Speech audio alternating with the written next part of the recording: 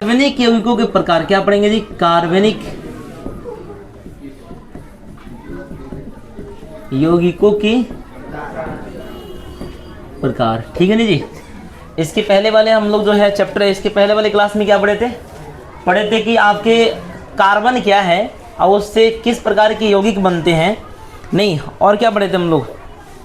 थोड़ा दे दो। हम लोग पढ़े थे रासायनिक बंधन कितने प्रकार के होते हैं, हालांकि वो 3 चैप्टर में ही पढ़ना है। जो सहसंयोजी बंधन है वो कितने प्रकार के होते हैं, एकल बंधन, द्विबंधन और त्रिबंधन, ठीक है जी। उसके बाद हमें पढ़ना है कि कार्बनिक यौगिक क्या है और ये कितने प्रकार के होते हैं, इसे इसका वर्गीकरण जो है कितने प्रकार में किया गया है। तो आपको बताया गया थी कि कार्बनिक यौगिकों की संख्या 1 करोड़ कितना जी? 1 करोड़ 60 लाख है। अच्छा जी, इतने कार्बनिक यौगिक को एक साथ जो है पढ़ना बड़ा मुश्किल है। क्या हम एक साथ जो है उसका अध्ययन कर पाएंगे? हालांकि 111 ही तत्व हैं तो उसका वर्गीकरण किया गया, क्योंकि 111 तत्वों को एक साथ जो है उसके समुचित गुणों का अध्ययन कर पाना बहुत मुश्किल है, इसलिए उसका क्या किया गया जी? वर्गीकरण किया गया है कि नहीं। उसी प्रकार से इतने आपके यौगिकों का एक साथ अध्ययन कर पाना, उनके गुण धर्मों के बारे में जान पाना बहुत मुश्किल होगा, नहीं कर पाएंगे। इसीलिए इसका क्या जी? वर्गीकरण किया गया। लेकिन इसे कई वर्गों में बांटा गया है, कई वर्गों में। और जो कार्बनिक यौगिक है, अगर कोई पूछे कार्बनिक यौगिक क्या है, कार्बनिक यौगिक, तो आप क्या बताओगे जी?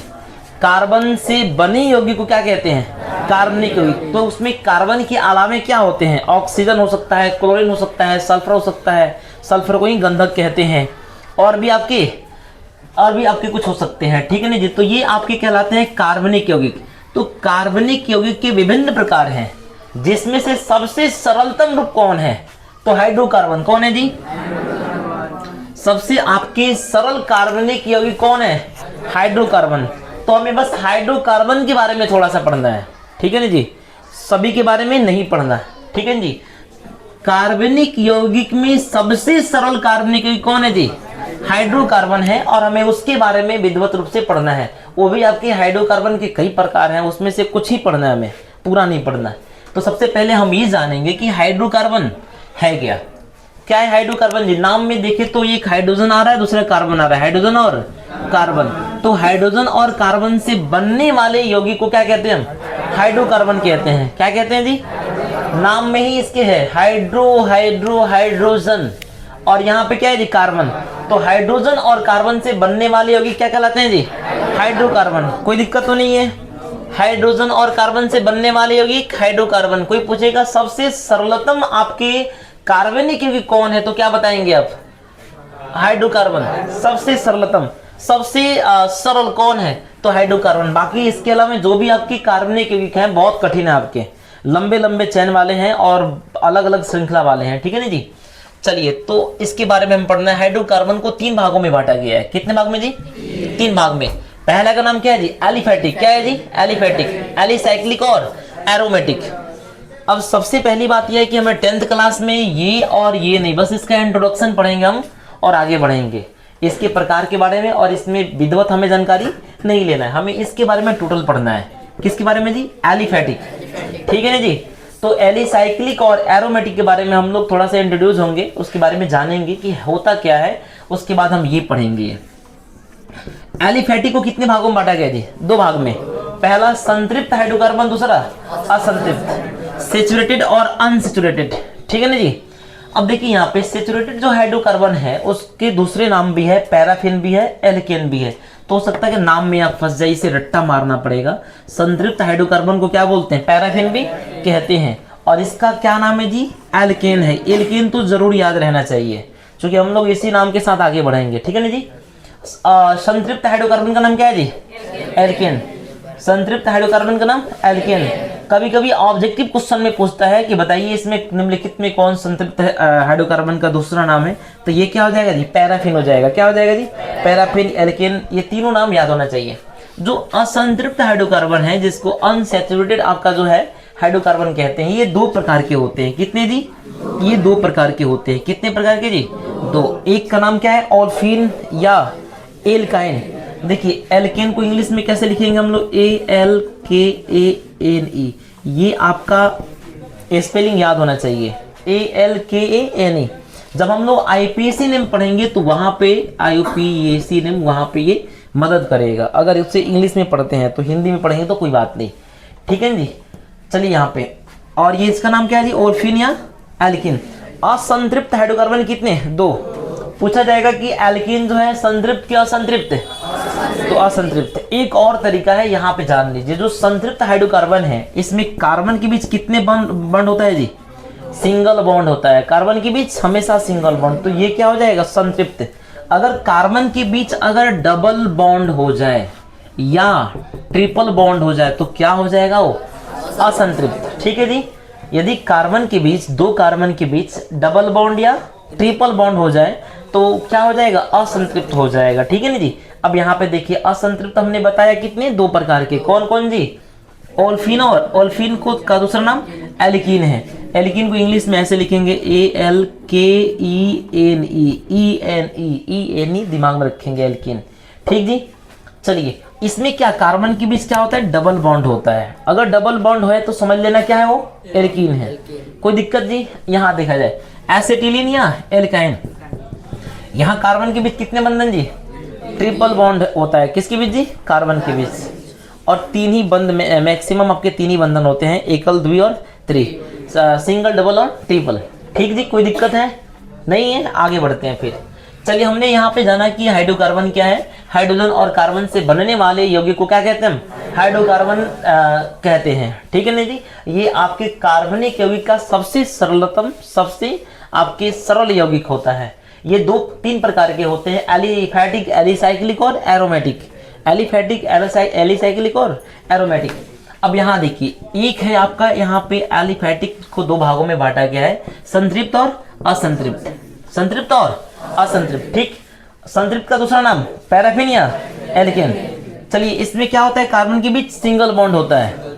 अब यहाँ पे देखिए असंतृप्त में डबल या ट्रिपल बॉन्ड होता है, ठीक है जी। तो असंतृप्त को 2 भागों में बांटा गया है, एक ओल्फिन या एल्किन और एसिटिलीन या एल्काइन। तो आपकी एल्कीन में डबल बॉन्ड और एसिटिलीन या एल्काइन में ट्रिपल बॉन्ड होता है, ठीक है जी। तो हम इसका हम लोग नामकरण करेंगे, उससे पहले यहाँ पे थोड़ा सा देख लीजिए यहाँ पे क्या होता है। चलिए नहीं दिखता अभी तो हम लोग क्या पढ़ना है इसके बाद जी, आपकी कार्बनिक यौगिकों का नामकरण पढ़ना है, ठीक है ना जी। उससे पहले पढ़ना है क्रियाशील मूलक। क्या पढ़ना है जी, क्रियाशील मूलक। थोड़ा सा हम लोग पहले क्रियाशील मूलक पढ़ लेते हैं, फिर इस पे बात करेंगे। यहाँ पे देखिए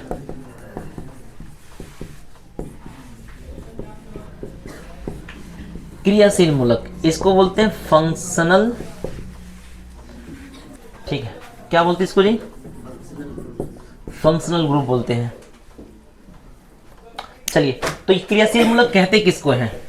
अब यहाँ पे एक हम लोग लिखते हैं कार्बनिक यौगिक CH3OH, यहाँ पे CH3 और COOH लिखे। ये आपकी 2 प्रकार के कार्बनिक यौगिक हैं। यहाँ पे देखिए ये फंक्शनल ग्रुप है क्या, क्रियाशील मूलक है क्या। तो कार्बनिक यौगिकों को 2 मूलकों में बांटा जा सकता है, एक आपकी सामान्य मूलक होगा और एक क्या होगा जी, क्रियाशील मूलक होगा। तो क्रियाशील मूलक जो है कार्बनिक यौगिक का वह मूलक होता है जिस पर कार्बनिक यौगिक का गुण केंद्रित होता है।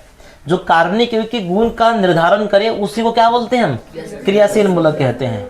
कोई भी कार्बनिक यौगिक है उसमें उसकी गुण को निर्धारण करने वाले जो मूलक हैं वही कहलाते हैं क्या, क्रियाशील मूलक। तो इसमें OH जो है इसको बोलते हैं अल्कोहल। क्या बोलते हैं जी, अल्कोहल। ये COOH इसको बोलते हैं कार्बोक्सिलिक आपके एसिड बोलते हैं। ये हम लोग आगे पढ़ने वाले, अभी पढ़ेंगे। तो ये इसमें क्या है, फंक्शनल ग्रुप है। क्या है जी, ये फंक्शनल ग्रुप है।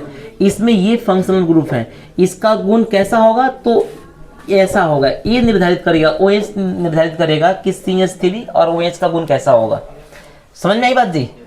इसमें ये क्या है आपके क्रियाशील मूलक और ये क्या है इसके सामान्य मूलक, ठीक है ना जी। हमेशा आपके कार्बनिक यौगिकों में 2 मूलक होते हैं समानता आपके, एक जो जिस पर आपके जो है कार्बनिक यौगिक का गुण निर्भर होता है उसे क्या बोलते हैं, क्रियाशील मूलक, और एक को हम सामान्य मूलक बोलते हैं। तो हमें इसके बारे में जानना है। जब हम लोग IUPAC नेम की बात करेंगे तो उससे पहले हम बात कर लेंगे क्रियाशील मूलक कौन कौन पढ़ना है तो बहुत सारे, लेकिन 10th क्लास में 7-8 को पढ़ना है आपके, ठीक है ना जी। तो इसे मिटाया जाए। इसे क्रियाशील मूलक किसे कहते हैं? वैसा कार्बनिक मूलक या वैसा मूलक जिस पर कार्बनिक यौगिकों का रासायनिक गुण निर्भर करता हो। समझ में आ रहा है बात जी? वैसा मूलक जिस पे कार्बनिक यौगिक का रासायनिक गुण निर्भर करता हो उसे क्या बोलते हैं हम? भौतिक गुण नहीं, रासायनिक गुण निर्भर करता हो तो उसे बोलते हैं हम क्या? क्रियाशील मूलक।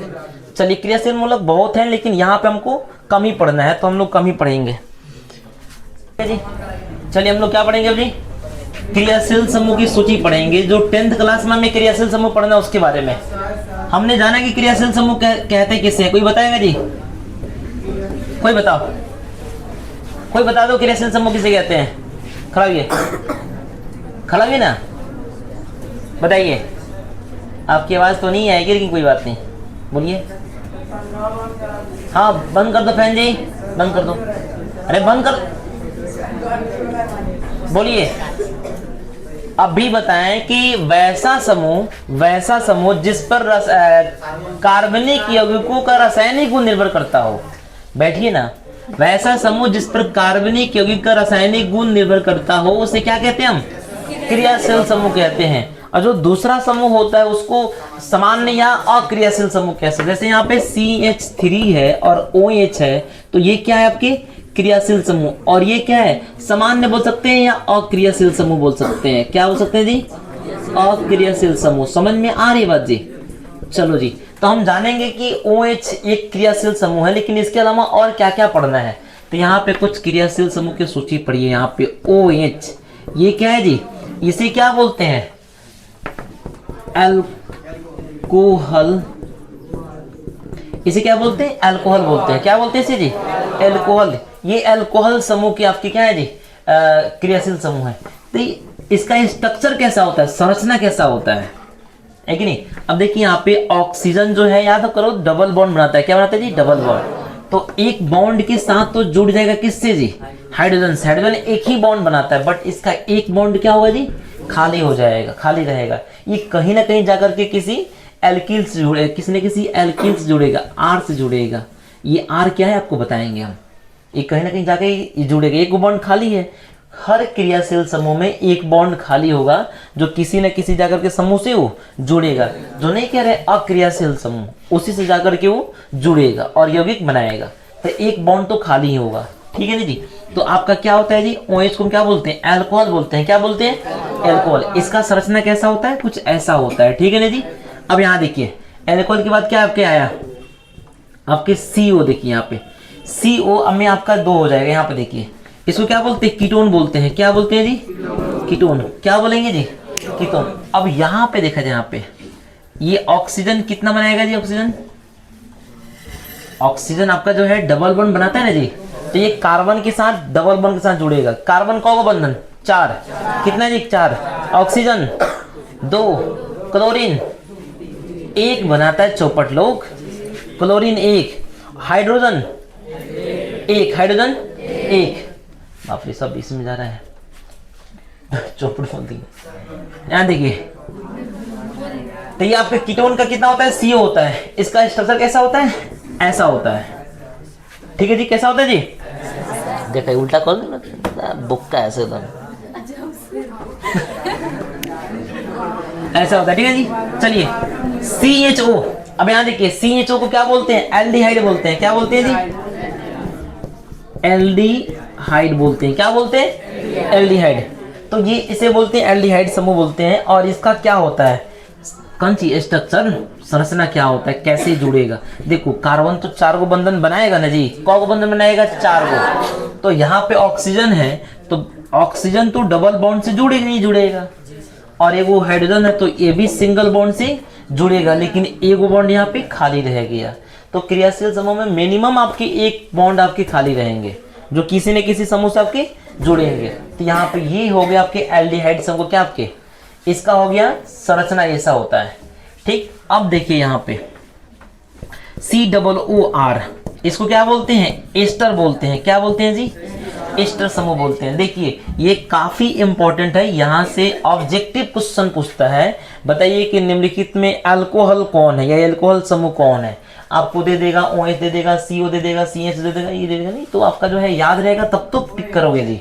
OH तो एकदम इसे रट्टा मार जाइएगा। एस्टर समूह में इसका सूत्र क्या होता है जी, COOR, COOR। और एक और होता है COOH, इसको बोलते हैं कार्बो आपकी कार्बोक्सिलिक अम्ल। क्या बोलते हैं, कार्बोक्सिलिक अम्ल बोलते हैं। क्या बोलते हैं जी, कार्बोक्सिलिक अम्ल बोलते हैं। ये दोनों थोड़ा एक जैसे ही लग रहा है, यहाँ पे R है, यहाँ पे H है, COOR COOH, COOH आ जाए तो कार्बोक्सिलिक अम्ल हो जाएगा, COOR तो एस्टर हो जाएगा। इसका कैसा होता है स्ट्रक्चर, देखिए इससे एगो तो क्या बना लेगा आपका, डबल बॉन्ड तो बनाएगा ना जी, और यहाँ पे एगो ऑक्सीजन यहाँ पे जुड़ जाएगा। यहाँ पे क्लियर कह रहा है कि यहाँ पे R होगा, क्या होगा जी, R का मतलब जानते हैं क्या जी, R क्या है, एल्किल समूह है। क्या है जी, एल्किल समूह है। ये एल्किल समूह क्या होता है हम लोग थोड़ी देर बाद पढ़ेंगे हम लोग कि एल्किल समूह क्या होता है। जब एल्कीन पढ़ेंगे तो उसी समय बताया जाएगा कि एल्किल क्या होता है, ठीक है ना जी। अब यहाँ देखिए 1 2 1 3, एक बॉन्ड तो यहाँ पे खाली रह जाएगा, रहेगा ना जी, एक बॉन्ड यहाँ पे खाली है कि नहीं खाली है जी, और यहाँ पे जब जुड़ेगा तब R जुड़ेगा। R का मतलब क्या, एल्किल समूह। क्या जी, एल्किल समूह। क्या पे जुड़ेगा जी, एल्किल समूह। COOR क्या हो गया, एस्टर। क्या हो गया जी, एस्टर। CHO क्या हो गया, एल्डिहाइड। CO क्या हो गया, कीटोन। और OH क्या हो गया, ठीक है। चलिए जी, अब यहाँ देखिए ये है क्या आपके कार्बोक्सिलिक अम्ल बोलते हैं इसे, COOH। इसका स्ट्रक्चर क्या होगा, C डबल बॉन्ड से O जुड़ जाएगा, एगो आपके O सिंगल बॉन्ड से जुड़ेगा, और उसी से एगो क्या जुड़ जाएगा जी, हाइड्रोजन जुड़ जाएगा। यहाँ पे ऑक्सीजन का ये दो नहीं हो गया जी। ये ऑक्सीजन कितना बॉन्ड बनाता है जी, डबल बॉन्ड बनाता है, क्योंकि इसकी बातम कक्षा में 6 इलेक्ट्रॉन होते हैं, तो 2 और चाहिए, मतलब 2 बॉन्ड बनाएगा। तरीके से याद कीजिएगा तो याद हो जाएगा, नहीं तो रट्टा मारना पड़ेगा, और बहुत कुछ रट करके याद नहीं आप कर सकते हैं।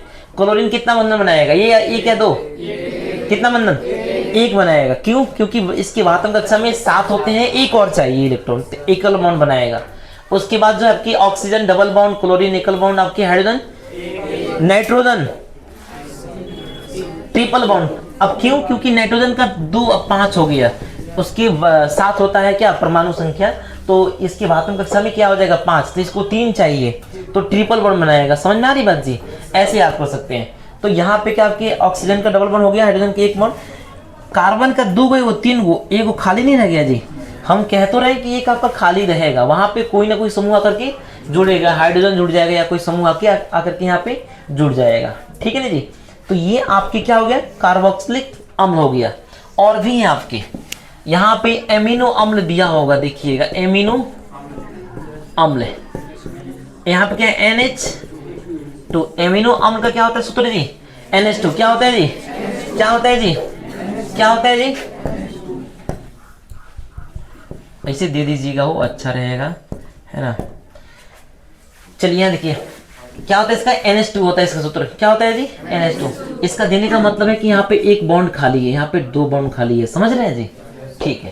तो NH2 का अगर हम स्ट्रक्चर देखेंगे तो एंड कितना बनाता है, ट्रिपल बॉन्ड बनाता है, याद है जी। तो एगो इधर लटक जाएगा हाइड्रोजन, एगो यहाँ पे लटक जाएगा, एगो खाली है, इससे कोई ना कोई आकर के जुड़ेगा। और भी इसके अलावा पढ़ना है क्या, और भी कुछ तो नहीं है, ठीक है। चलिए हमें जितना पढ़ना है उतना हम लोग पढ़ेंगे, ठीक है नहीं। ये क्या है, OH आपकी अल्कोहल, क्या है जी, CO कीटोन, और आपके CHO क्या हो जाएगा जी, एल्डिहाइड। क्या है जी, एल्डिहाइड। COOR कितना हो जाएगा, क्या हो जाएगा, एस्टर। इसका स्ट्रक्चर यहाँ पे है, एक बार घर पे जाइएगा और लिख करके प्रैक्टिस कर लीजिएगा, याद हो जाएगा, ठीक है ना जी। अगर ये याद नहीं हुआ तो फिर से कंफ्यूजन आगे रहेगा आपका, तो अच्छा है कि याद कर लें। थोड़ा सा ये चैप्टर जो है आपसे ज़्यादा समय लेगा, ज़्यादा मेहनत आपको खोजेगा ताकि समझ में आए, क्योंकि इसमें कुछ चीज़ें टेक्निकल है, ठीक है ना जी। चलिए CHO को क्या बोलते हैं, एल्डिहाइड। COOR को एस्टर, COOH को, और आपकी ये क्या है, एमिनो अम्ल। क्या है जी, चलिए बताया जाए इसको जी। और देखिए यहाँ पे C आपके डबल बॉन्ड जो होता है ना वो है जी, इसको क्या बोलते हैं पता है आपको, याद कीजिए। C डबल 2 C के बीच जो डबल बॉन्ड उसको क्या बोलते हैं, एल्कीन। अभी नहीं बताते यहाँ पे, एल्कीन। और ट्रिपल बॉन्ड को एल्काइन। तो ये आपके क्या है जी, एल्कीन है, और ये आपका क्या हो जाएगा जी, ये आपका हो जाएगा ट्रिपल बॉन्ड क्या हो जाएगा, एल्काइन। क्या हो जाएगा जी, एल्काइन।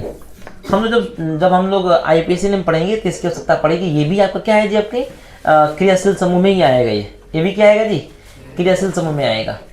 अब यहाँ देखिए, मिटाया जाए इसको जी, आगे बढ़े हम लोग।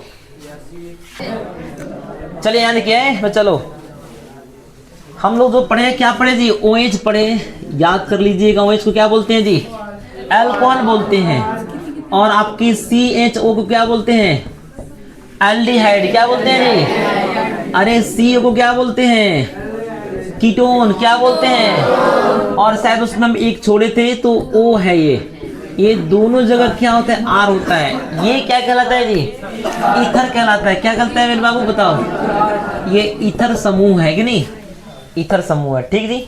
तो इसे क्या बोलेंगे, O को ईथर बोलेंगे। दोनों ओर R का मतलब दोनों ओर कोई ना कोई एल्किल समूह जुड़ेगा। R का मतलब एल्किल समूह, ठीक है ना जी।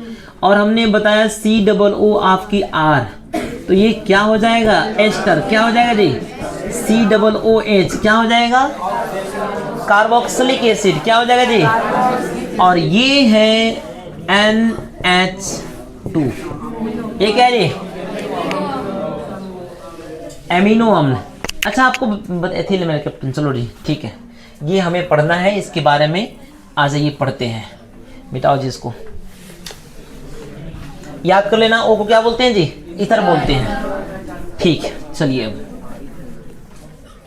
अब हमें क्या पढ़ना है जी, हमें पढ़ना एक टॉपिक है समजातीय श्रेणी। क्या है जी, समजातीय श्रेणी। जरा देखेंगे ध्यान से जी, इससे ऑब्जेक्टिव क्वेश्चन पूछता है, नहीं तो 2 नंबर के क्वेश्चन में पूछता है कि नहीं। होमोलोगस सीरीज बोलते हैं, होमोलोगस आपके LOGUS लोगस सीरीज।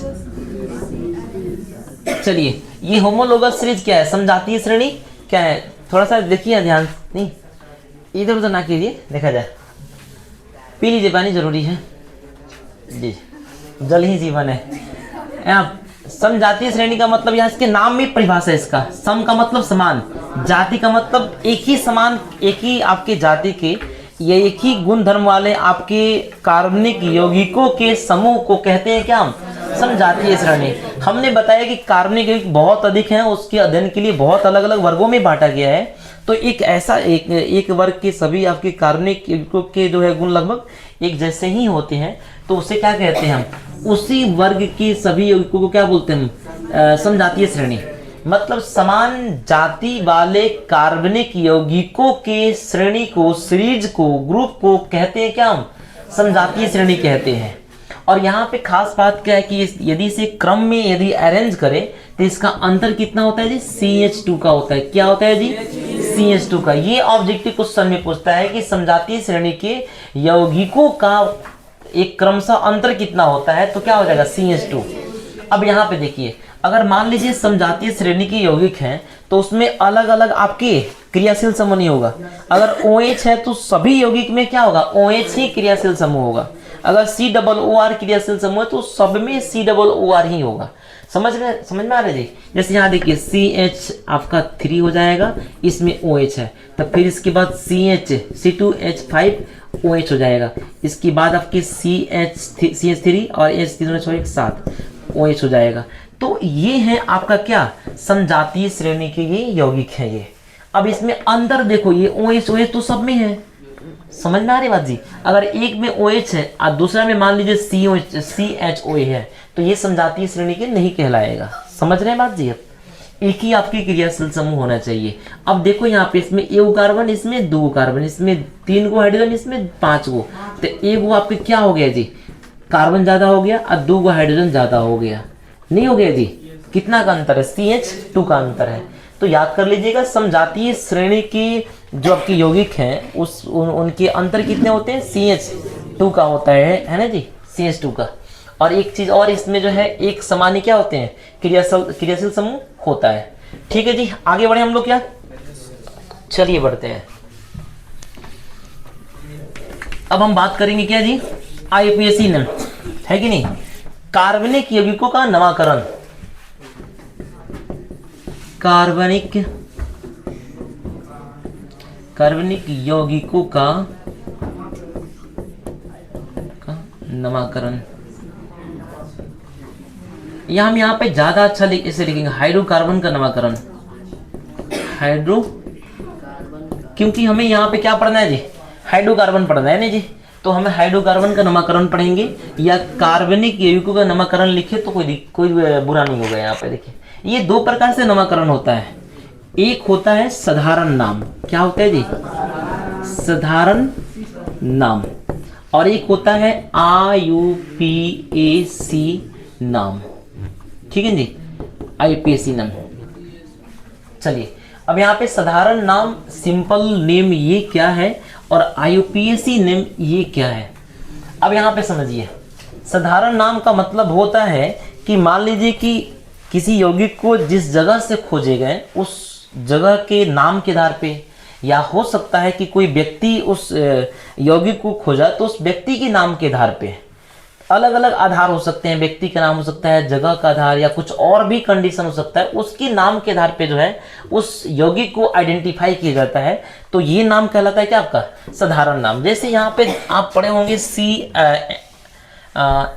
HCOOH पढ़े हैं जी, बताए थे फॉर्मिक अम्ल, बताए थे जी, क्या बोलते हैं जी, फॉर्मिक अम्ल इसे कहते हैं। तो फॉर्मिक अम्ल ये साधारण नाम है क्योंकि ये लाल चिट्टी में पाया जाता है। लाल चिट्टी जब काटता है ना तो उसके डंक में यही होता है कि नहीं, इसीलिए वहाँ पे खुजलाहट होता है और वहाँ पे थोड़ा सूजन हो जाता है कि नहीं। तो इस लाल चिट्टी को लैटिन में या ग्रीक में बोलते हैं फॉर्मिकस बोलते हैं, क्या बोलते हैं, फॉर्मिकस। और उसी के नाम पे इसका क्या नाम पड़ गया जी, फॉर्मिकम पड़ गया। क्या नाम पड़ गया जी, फॉर्मिकम। तो इसी प्रकार से आपके साधारण नाम होते हैं। साधारण नाम साधारण तरीके से लिखे जाते हैं, लेकिन IUPAC नाम जो है एक विशेष पैटर्न पे आधारित होता है, ठीक है जी। तो हमें उस पैटर्न के बारे में पढ़ना है कि नहीं। मुख्य रूप से हमें इसमें IUPAC नाम पढ़ना है। एग्जाम में ऑब्जेक्टिव क्वेश्चन आते हैं, लेकिन इधर 1-2 साल से शायद इससे क्वेश्चन नहीं दे रहा है, लेकिन पढ़ना जरूरी है। ये कहाँ पे काम करेगा, जब आप 11th पढ़ेंगे, आप 12th पढ़ेंगे, तो वहाँ पे बहुत आपका काम आएगा। ये 12th में पढ़ना है, ये IUPAC नाम खूब पढ़ना है। 12th में अगर साइंस से लेते हैं तो वहाँ पे IUPAC नाम पढ़ना है। अगर मान लीजिए आधार नहीं है तो फिर आगे क्या कीजिएगा। तो इसलिए पढ़ लीजिए कि 12th क्लास में जाए तो आपको दिक्कत ना हो, है कि नहीं। अगर मान लीजिए 10th क्लास में IUPAC नाम से नहीं आता, कोई बात नहीं, लेकिन आपको ये चैप्टर को समझने में मदद करेगा और ये चैप्टर अच्छे प्रकार से आप समझ जाएंगे। तो हम लोग इसलिए पढ़ेंगे IUPAC नाम, ये बड़ा टॉपिक है, ठीक है जी। चलिए तो हम लोग IUPAC नाम पे बात करते हैं। क्लिक करो जिला, बंद कर दो, हो गया जी। चलिए तो हम लोग साधारण नाम की बात किए, अब बात करेंगे क्या, IUPAC नाम, ठीक है जी। हम लोग दोनों पैरेलल पढ़ेंगे। जब हम IUPAC नाम बताएंगे तो उसी समय उस समूह के साधारण नाम भी बताएंगे, लेकिन हमने बताया कि साधारण नाम लिखा कैसे जाता है। तो ये साधारण तरीका होता है, उस जहाँ से वो आपकी कार्बनिक यौगिक खोजा गया उस स्रोत के नाम पे या उस व्यक्ति के नाम पे या कोई और भी फैक्टर यहाँ पे काम कर सकता है, ठीक है जी। अब हम बात करेंगे IUPAC नाम, इसके बारे में बात करेंगे। इसका पूरा नाम क्या होता है जी, International Union of Pure and Applied Chemistry होता है, इसका पूरा नाम होता है। हमने बताया कि ये नाम जो है, ये नाम लिखने के लिए एक पैटर्न या एक सिस्टम को क्या करना होता है, फॉलो करना होता है। तो हम लोग पहले पैटर्न को या उस सिस्टम को पहले हम लोग जाने कि आखिरकार IUPAC नाम लिखा कैसे जाता है। अब देखिए यहाँ पे IUPAC नाम लिखने के लिए सबसे पहले जो कार्बन की संख्या का नाम, तो कार्बन की संख्या का जो नाम है ना उसको ग्रीक नाम इसको कहिए, कार्बन की संख्या का ग्रीक नाम। देखिए कार्बन की संख्या मान लीजिए में 1 है, मान लीजिए 2 है, मान लीजिए 3 है, मान लीजिए 4 है, या कार्बन की संख्या 5 है, 6 है, या 7 है, या 8 है, 7 है, या 8 है, या आपका 9 है, या 10 है। तो इसको हम अभी 10th क्लास में 10 तक ही पढ़ेंगे, 10 के बाद भी होता है, 10 तक पढ़ना है साहब। यहाँ देखिए, तो कार्बन की संख्या 1 हो तो इसका ग्रीक नाम क्या होता है, ग्रीक संख्या लिख दी है तो ग्रीक नाम कर दो यहाँ पे, कोई बात नहीं, ठीक है। चलिए कोई दिक्कत नहीं, बोल दो यहाँ पे कि नहीं। कार्बन की संख्या का ग्रीक नाम यहाँ पे क्या होता है। अगर C1 है, कार्बन की संख्या 1 है, तो इसका नाम क्या है जी, बताओ। अगर ये बताओ, ये हिंदी में पढ़ना चाहते हैं कि नामकरण इंग्लिश में पढ़ना चाहते हैं, दोनों में चले, एक में पढ़ो, हिंदी में पढ़ो तो हिंदी में पढ़ा देंगे, तो इंग्लिश में ठीक है, कोई दिक्कत। अगर हिंदी में पढ़ना है तो फिर क्या दिक्कत है, यहाँ देखिए।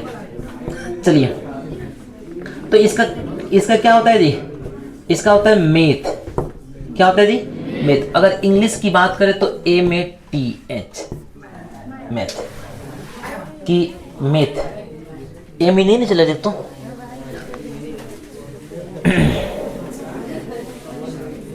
ए में ही होगा कि नहीं, ठीक है ना, मेथ होता है आपका, मेथ ई होगा इसमें, ठीक है ना, मेथ। अब यहाँ देखिए C2 हो तो क्या हो जाएगा यहाँ पे, अगर C2 होगा यहाँ पे कार्बन संख्या 2 होगा तो क्या हो जाएगा जी, 8। क्या होगा जी, तो 8TH, 8 ETH क्या होगा जी, ETH।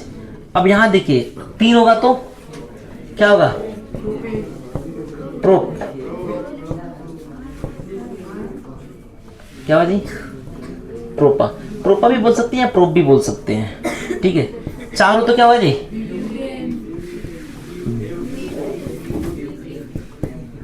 ब्यूट, ब्यूट। इसको बटना पढ़िएगा, ब्यूट पढ़िएगा, ठीक है जी। क्या है यहाँ पे, ब्यूट, ठीक है। यहाँ देखो या बुआ, अब ये रट्टा मारना पड़ेगा आपको। कार्बन 1 को बोलते हैं मेथ, 2 को बोलते हैं एथ, और 3 को बोलते हैं प्रो, 4 को बोलते हैं ब्यूट, 5 को बोलते हैं पेंट। बोलो पेंटा भी कह सकते हैं, पेंटा। 6 को बोलते हैं हेक्सा, 7 को बोलते हैं हेप्टा। क्या बोलते हैं जी, एकदम नया लग रहा नहीं है, नया नया नाम। अगर मान लीजिए अगली जनरेशन में जब बच्चे होंगे नाम नहीं याद होगा तो ये पेंटा रखिएगा, हेक्सा रखिएगा, हेप्टा बोलेंगे नहीं आप, हाँ। और 8 किसका जी, ऑक्टा, ऑक्टा। ये क्या है जी, नोना, और क्या जी ये डेका। अब यहां देखिए ए बोलो, ये कार्बन की संख्या का ग्रीक नाम है, ठीक है ना जी। 1 हो तो मेथ हो जाएगा, 2 हो तो एथ हो जाएगा, 3 हो तो प्रोपा, 4 हो तो ब्यूटा, पेंटा, हेक्सा, हेप्टा, ऑक्टा, नोना और डेका। तो ये याद कर लेंगे कि नहीं, ये याद होना ही चाहिए, ठीक है ना जी, ठीक है जी। ये आपको जरूर याद होना चाहिए। क्या क्या नाम है जी, मेथ, एथ, प्रोप। कहीं पे प्रोप देगा, कहीं पे प्रोपा देगा, prop, but, pent, hex, hept, oct, non और डेक, ऐसे देगा नहीं, क्योंकि थोड़ा ऐसे याद करने में आसानी होगा कि नहीं। क्या होगा जी, मेथ, एथ, प्रोपा, ब्यूटा, पेंटा, हेक्सा, हेप्टा, ऑक्टा, नोना, डेका। 1-2 बार लिख लीजिएगा, याद हो जाएगा। आगे बढ़े हम, क्या, चलिए जी। अब यहाँ देखिए, कर दिए, अच्छा कोई बात नहीं, चलो चलिए, ओके। चलिए यहाँ देखिए, अभी हम लोग क्या पढ़े, कार्बन की संख्या का ग्रीक नाम। अब आईयूपीएसी नेम कैसे लिखते हैं, आईयूपीएसी नेम। तो इसमें क्या होता है, आपके कार्बन के संख्या के ग्रीक नाम में क्या करते हैं, ग्रीक नाम में वो सुनिए, ग्रीक नाम में क्या करते हैं, जिस समूह के, मान लीजिए कार्बनिक यौगिक के किसी समूह की आप नामकरण कर रहे हैं, तो उस समूह के उपसर्ग को क्या करते हैं, इसमें जोड़ देते हैं, समूह के नाम का उपसर्ग। अब देखिए, अब यहां देखिए, मान लीजिए यहां पे एल्कीन का है, एल्कीन है ना जी, तो इसमें ANE हो जाएगा इसका उपसर्ग, और ANE को क्या करेंगे, कार्बन के ग्रीक नाम में जोड़ देंगे। अगर हिंदी में कर रहे हैं तो यहाँ पे एल्केन अगर लिखेंगे, बुआ जी जरा देखें बोर्ड पे, हो एल्केन के अंत में क्या जुड़ा है, एन जुड़ा है बाबू, ध्यान से देखा, एन जुड़ा हुआ, क्या एन, क्या जुड़ा है जी, एन जुड़ा है, तो हम एन जोड़ देंगे। आइए उदाहरण से समझते हैं, है कि नहीं। हमने बताया कि आईपीएसी नेम में एक साधारण उसमें हम बात की कि कार्बन की संख्या के ग्रीक नाम में क्या जोड़ेंगे जी, समूह के, जिस भी कार्बनिक समूह के हम नामकरण कर रहे हैं, उस कार्बनिक समूह के नाम के उपसर्ग जो अंतिम में जुड़ा नहीं उसके नाम में, वही जोड़ देंगे, तो क्या हो जाएगा जी, हमें आईयूपीएसी नेम प्राप्त हो जाएगा। ऐसे नहीं समझ में आएगा, उदाहरण से समझते हैं। चलिए आगे बात करते हैं हम। यहाँ देखिए, अब हम किसके लिए बात करेंगे जी? एल्केन समूह का नामकरण करते हैं। किसका जी? एल्केन समूह का आईयूपीएसी नामकरण। अब यहाँ देखिए, एल्केन समूह का आईयूपीएसी नामकरण। अब यहाँ पे समझिए कि एल्केन समूह में कितना बॉन्ड होता है, याद करो जी, कार्बन के बीच सिंगल बॉन्ड, याद है ना जी। एल्केन समूह का जो सामान्य नाम होता है, इसका सामान्य नाम क्या होता है, सामान्य सूत्र क्या होता है? सामान्य सूत्र, ये काफी इंपॉर्टेंट है। इसी पे हम डिपेंड करता है कि कोई फार्मूला जो है एल्केन का है कि नहीं है। अब यहाँ देखो, सामान्य सूत्र कितना होता है जी? CnH2n+2, ये होता है एल्केन समूह का सामान्य सूत्र। क्या होता है जी? देवी जी यहाँ देखिए, हेलो हेलो हेलो, यहाँ देखिए, एल्केन समूह में जो है, जो कार्बन की संख्या होता है उसके दुगुने से 2 अधिक होता है। ये सो गया सब क्या? देखो यहाँ देखो, जो आपके एल्केन समूह में जो कार्बन की संख्या n है, मान लीजिए कार्बन की संख्या 10 है, तो 10 है तो हाइड्रोजन कितना होगा? 10 दूना 20 और 2 22। हम ये कह रहे हैं कि इसके संख्या के दोगुने से 2 अधिक होता है, कौन सी? हाइड्रोजन होता है। याद हो जाएगा जी। एल्केन का समान सूत्र CnH2n+1 होता है, सॉरी 2 होता है, H2n+2 याद कर लेंगे। अब इसका आईयूपीएसी नाम कैसे होगा? आईयूपीएसी नाम कैसे लिखेंगे? तो मेरे प्यारे बच्चों, यहाँ पे कार्बन का क्या हो जाएगा जी? कार्बन की संख्या का ग्रीक नाम, कार्बन की संख्या का ग्रीक नाम। एकदम इत्मीनान से समझिए, वो टोपी वाले वो, यहाँ देखो, यहाँ पे नहीं समझ में आएगा ऐसे, देखा जाए आप। कार्बन की संख्या का ग्रीक नाम, और इसमें क्या कर लेंगे जी? क्या जोड़ेंगे? आपकी एल्केन समूह का हम नामकरण कर रहे हैं, तो एल्केन समूह का उपसर्ग क्या हो जाएगा?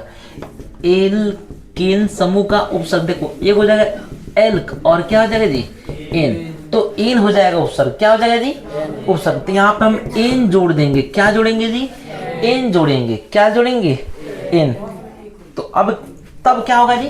इसका नामकरण हो जाएगा। जैसे यहाँ पे उदाहरण देखिए, अगर मान लीजिए सी कार्बन एगो है, हाइड्रोजन कितना होगा?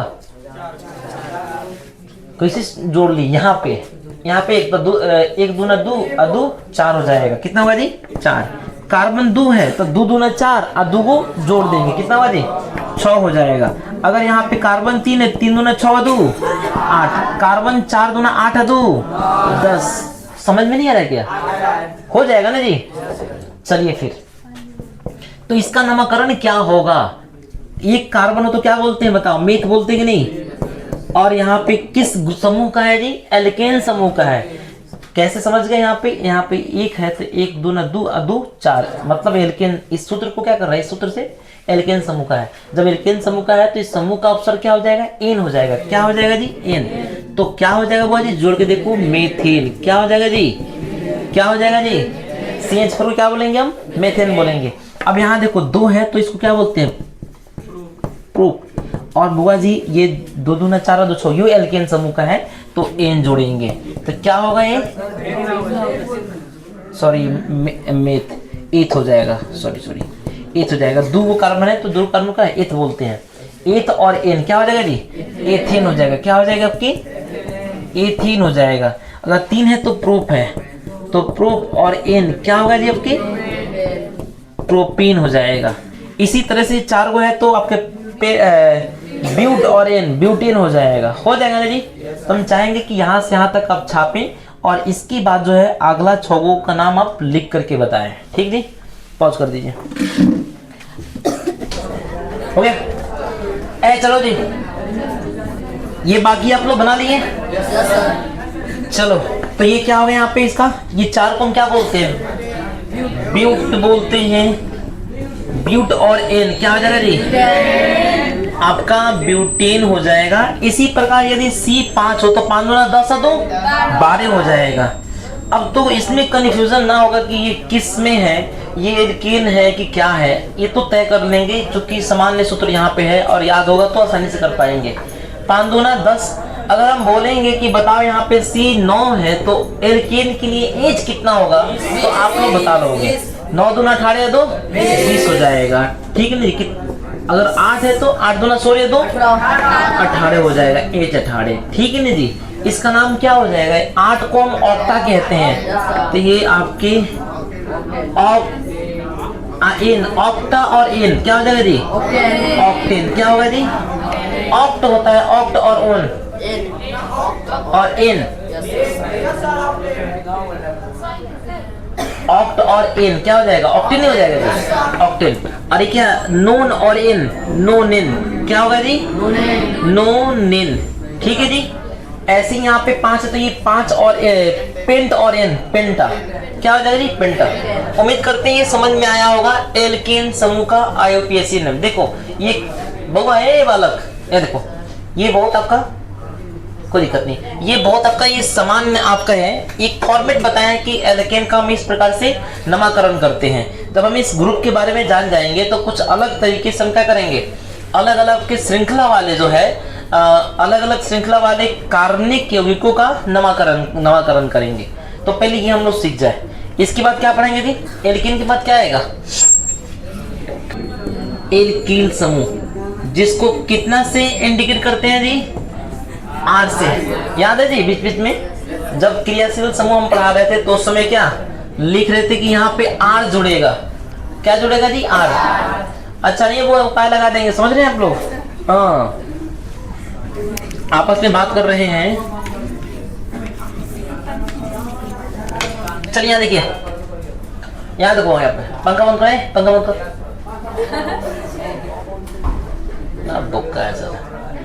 यहाँ देखिए, इसे कितना से इंडिकेट करते हैं? R से। अब इसमें क्या है, ये समूह का जो है सामान्य सूत्र कितना होता है? देखो, एक एल्केन का याद कर लो, बाकी सब याद हो जाएगा। सामान्य सूत्र एल्केन में कितना? CnH2n+2 होता है। CnH2n+2 ये इसका एल्केन का समान सूत्र है। किसका है जी? ये है एल्केन का समान सूत्र। अब इसमें से एक हाइड्रोजन को विस्थापित कर दिया जाएगा, एक हाइड्रोजन इसमें से निकल जाएगा, तो जो बचेगा ना वो हो जाएगा एल्कील समूह। क्या हो जाएगा जी? एल्कील। तो इसमें H2n+2 है, तो ये वो जब निकल जाएगा तो क्या हो जाएगा? 2n+1 हो जाएगा। हम ये कह रहे हैं कि एल्केन समूह से एक हाइड्रोजन को विस्थापित करने पर जो एक नया समूह बनता है उसे क्या बोलते हैं हम? क्या बोलते हैं जी? एल्कील समूह। क्या बोलते हैं जी? एल्कील समूह।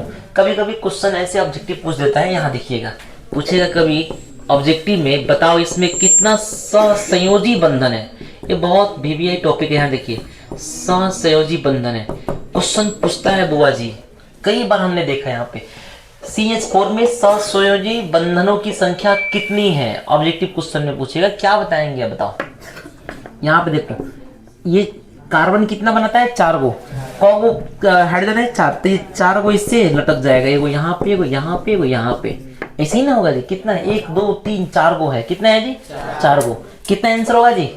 4 आपके सहसंयोजी बंधन होंगे। क्वेश्चन देखिए, अगर मान लीजिए यहाँ पे C3 और H 3 दूना 6 2 8 ये देता है, इसमें कितने आपके सहसंयोजी बंधन है? तो फिर कैसे करेंगे आप? ऐसे भी काउंट कर सकते हैं, लेकिन एक काम करें, ऐसे आप कर लीजिए एक बार, है कि नहीं? पहले तो ऐसे बना ही लो, इसका स्ट्रक्चर बना लीजिए। याद है हम लोग संरचना सूत्र पढ़े थे, केवल बॉन्ड को दिखाना है, एकल बॉन्ड, डबल बॉन्ड और ट्रिपल बॉन्ड को दिखाना है। तो यहाँ देखिए, तो ये आपके एल्केन समूह का है, समझ रहे हैं जी? किस समूह का है जी? एल्केन समूह का है। तो कार्बन के बीच जो है कितना बॉन्ड बताओ जी? एकल बॉन्ड। क्या है जी? एकल बॉन्ड। अगर एल्कीन समूह का होता तो डबल बॉन्ड, एल्काइन का होता तो ट्रिपल बॉन्ड। तो यहाँ पे सिंगल बॉन्ड होगा। अब देखिए 8 को यहाँ पे कौन सी हाइड्रोजन सबसे लटक जाएगा, यहाँ पे यहाँ पे लटका दीजिए। 1 2 3 4 5 6 7 8 जगह है ना जी?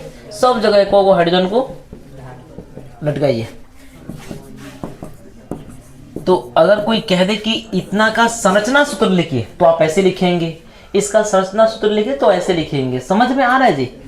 और हमने कैसे तय कर लिया कि यहाँ पे इस एकल बंधन ही होगा, क्योंकि ये एल्केन समूह का है, एकल होगा। एल्कीन का होता डबल होता है, एल्काइन का होता ट्रिपल होता है। चलो जी, तो यहाँ पे 1 2 3 4 5 6 7 8 हाइड्रोजन हो गया जी, इसका संरचना सूत्र हो गया। मेरा क्वेश्चन था कि कितने सहसंयोजी बंधन होंगे, बताओ जी कितना? 1 2 3 4 5 6 7 8 एगो है 9 एगो 10। कितना होगा जी? अरे ये भी तो बॉन्ड है ना जी, हमें साथ से जी बंधन की बात कह रहा है तो टोटल बंधन काउंट कर लेंगे हम। समझ में नहीं आया जी? कितना इसका आंसर होगा बुआ जी? 10। कोई दिक्कत है इसमें? कर लोगे जी? चलो फिर अब यहाँ पे हम क्या बात कर रहे थे जी? एल्किल समूह। तो एल्किल समूह समझिए किसे कहते हैं। तो हाइड्रोजन सॉरी एल्केन समूह से एक हाइड्रोजन को विस्थापित करने पर जो एक नया समूह आता है उसे क्या बोलते हैं? एल्किल समूह। इसे कितना से इंटीग्रेट करते हैं जी? R से करते हैं। और इसका सामान्य सूत्र कितना होता है? यदि एल्केन का CnH2n+2 होता है तो इसका हो जाएगा CnH2n+1 हो जाएगा, एक कम हो जाएगा। बताओ कोई दिक्कत यहाँ तक जी? चलिए फिर आगे बढ़ते हैं। अब इसका नामकरण कैसे करेंगे? IUPAC नाम कैसे लिखोगे साहब बताओ? तो याद है आपको जी?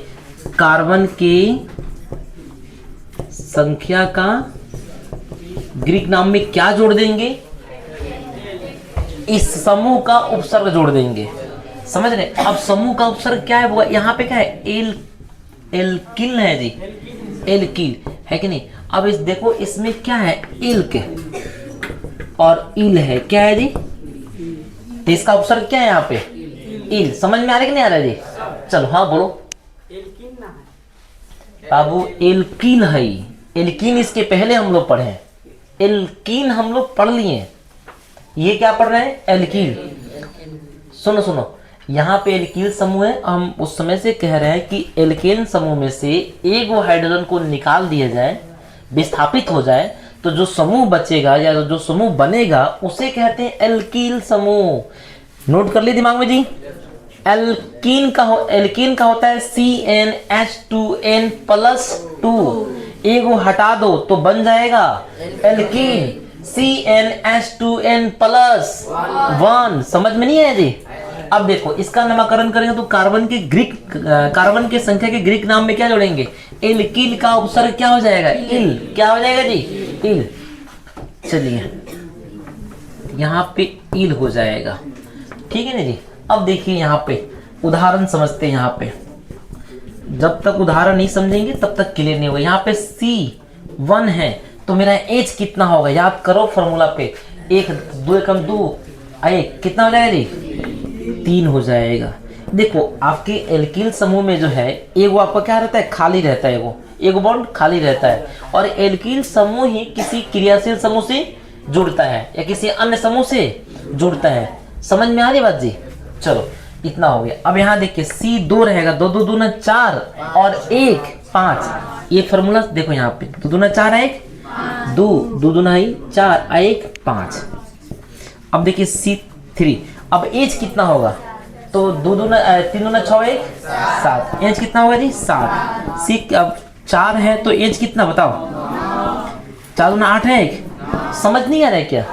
चलो इसका नाम लिखते हैं हम लोग। बताओ जी AC1 को क्या बोलते हैं? हम मेथ बोलते हैं। क्या बोलते हैं बुआ? और ये ईल है, क्या है बुआ जी? तो जब जोड़ देंगे तो हो जाएगा मेरे प्यारे बच्चों मेथिल। क्या हो जाएगा जी? इसको अगर इंग्लिश में करें तो YL जोड़ते हैं, ठीक है ना जी? ठीक है, तो यहाँ पर इंग्लिश में लिखते तो हम ऐसे लिखते मेथ और ये ईल। क्या हो जाएगा यहाँ पे जी? मेथिल हो जाएगा। क्या हो जाएगा बुआ? मेथिल। ठीक है ना जी? चलो अब यहाँ पे क्या हो जाएगा? ये 2 को क्या बोलते हैं? क्या बोलते हैं? एथ बोलते हैं, एथ। और क्या हो जाएगा? ईल। तो एथिल हो जाएगी। क्या हो जाएगा जी? एथिल। अब यहाँ पे 3 है तो प्रोप और प्लसिल, प्रोपिल। क्या हो जाएगा जी? प्रोपिल। और 4 है तो ब्यूट और इल। क्या हो जाएगा जी? ब्यूटिल। कोई दिक्कत है क्या इसमें? बताओ जी। अगर समझ में आ गया तो इसका अगला बना के बताएं आप। 10 तक, C10 तक बनाइए। पॉज करो जी। हो गया जी? चलिए यहाँ देखिए C5H 5 दूना 10 है 11। ए वो है लड़का, देखो यहाँ पे। अब आप जो बनाए हैं मैच कीजिए। कितना होगा जी? ये बताओ कि कितना? तो ये आपका क्या हो जाएगा? पेंटिल। क्या हो जाएगा जी? पेंटिल। पेंट और इल, पेंटिल नहीं। अगर यहाँ पे C6 6 दूना 12 1 13 तो ये हेक्सिल हो जाएगी। क्या हो जाएगा जी? हेक्सीन हो जाएगा। आपको हमने यहाँ पे नोट करवाया है कि यही किसी क्रियाशील समूह से जुड़ता है। समझ में आई बात जी? इसको हम R से इंडिकेट करते हैं, इसका समान सूत्र CnH2n+1 होता है। चलिए हम लोग आगे पढ़ते हैं फिर। वो पॉज कर रहा है, सुनिए। अब इसके बाद क्या पढ़ेंगे हम लोग जी? एल्केन समूह का नामकरण पढ़ लिए, एल्कील का पढ़ लिए। अब बात करेंगे एल्कीन। याद है असंतृप्त में आपकी दो होता है, आपके एक एल्कीन होता है, एक एल्काइन होता है। तो हम एल्कीन की बात करेंगे। किसकी जी? एल्कीन का दूसरा नाम क्या है जी? ओल्फिन है। क्या है जी? ओल्फिन। तो एल्कीन अगर इंग्लिश में लिखे तो हम ऐसे लिखेंगे ALKENE, है ना जी? एल्कीन क्या है? यहाँ देखिए, अगर एल्कीन में से जो है दो गो हाइड्रोजन को क्या किया जाए? विस्थापित कर दिया जाए। एल्कीन कितना था जी? CnH2n+2। और आपके एल्कील कितना था? एक को कम कर दो, CnH2n+1। इसमें से दो को कम करेंगे तो CnH2n सीधे दो तो निकल ही गया। समझ रहे हैं? तो इसे क्या कहते हैं? हम एल्कीन समूह कहते हैं। इसका सामान्य सूत्र देख लीजिए। सामान्य सूत्र क्या होगा जी? दो को जब हाइड्रोजन एल्केन से कम करेंगे तो CnH2n हो जाएगा। इसमें क्या होता है कि जितना कार्बन होता है उससे दुगुना क्या होता है? हाइड्रोजन होता है। समझ में आ रही बात जी? चलिए अगर इसमें बात करते कितना होता है जी? डबल बॉन्ड होता है। क्या होता है जी? Double bond. कार्बन के बीच क्या होते हैं जी? डबल बॉन्ड होते हैं। चलो अब यहाँ देखो, अब इधर भागा। अगर इसका हमें IUPAC नेम लिखना है, IUPAC नेम लिखना है तो क्या होगा जी? कार्बन की संख्या का ग्रीक नाम, ग्रीक आपके नाम, और इसमें क्या जोड़ देंगे जी? एल्कीन का उपसर्ग। बुआ एल्कीन का उपसर्ग क्या हो जाएगा? एल्क और इन हो जाएगा। समझ रहे हैं जी? एल्क और इन, इंग्लिश में AL और ENE। समझ में आई बात जी? क्या काहे चला बड़ा ही होगा? बताओ हमको। क्या देखो, चलिए तो हमें ENE। अब यहाँ देखिए, तो हम तो हिंदी में पढ़ रहे थे, यहाँ पे क्या जोड़ेंगे जी? इन। ठीक जी? जैसे यहाँ पे उदाहरण में समझ जाइए। अब मान लीजिए अगर यहाँ पे C1 है तो बताओ कि हाइड्रोजन कितना होगा? हमने बताया कि दोगुना होता है, CnH2n होता है। एक है तो कितना हो जाएगा? 2 हो जाएगा। हाइड्रोजन कितना है जी? लेकिन बउआ जी सुनिए सुनिए, मेरी बात सुनिए।